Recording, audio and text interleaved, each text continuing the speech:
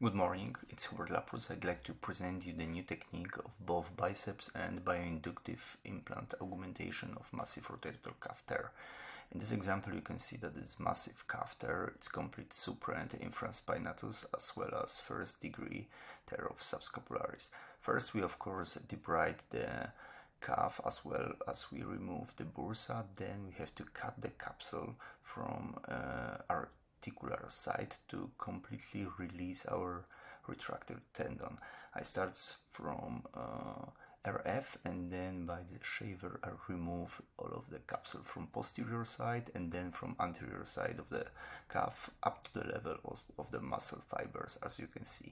Then we cut just a little bit the biceps and refresh the bone by a burr, as well as we perform few micro fractures to promote the healing.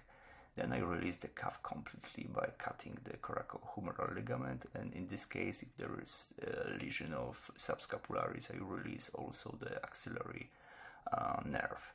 Then we dislocate anteriorly the biceps and fix it by the needle to have good access to the bicipital groove. I refresh the bone and make the biceps stenodesis.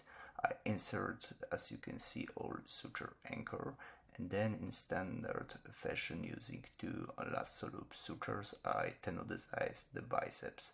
In this case, if we want to repair the subscapularis after the second lasso loop, I pass the suture through the subscapularis to repair the subscap together with biceps tenodesis.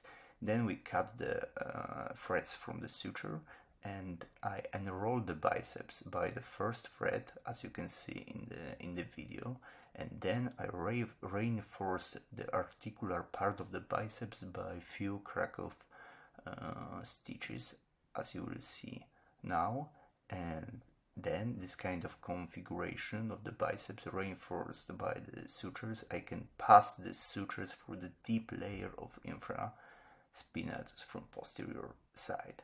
And the same thing I do with a second thread from my first anchor, and now I've got two stitches passed for deep layer of infraspinatus, and the first one is from the biceps.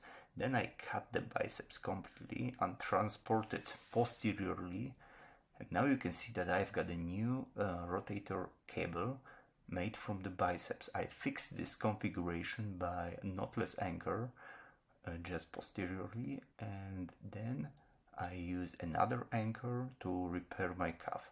This is the classic double layer reconstruction. On the deep layer I use the lasso suture, and then I pass again this suture through the superficial layer of the cuff.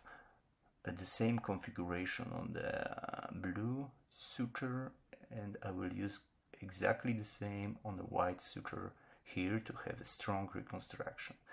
And in anterior, next anchor anteriorly, and I repair my supraspinatus by a lasso loop configuration. So I've got plenty of suture of my passed through my cuff to have a strong reconstruction. This is how it looks after double row fixation is nicely covered.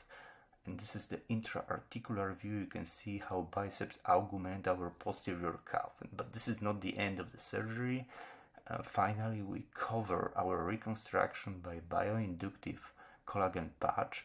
Care should be taken to cover both musculotendinous junction and tendinous to bone junction of our cuff. Firstly, we stabilize it by bioabsorbable blue stitches, and then we stabilize it to the bone by peak anchors.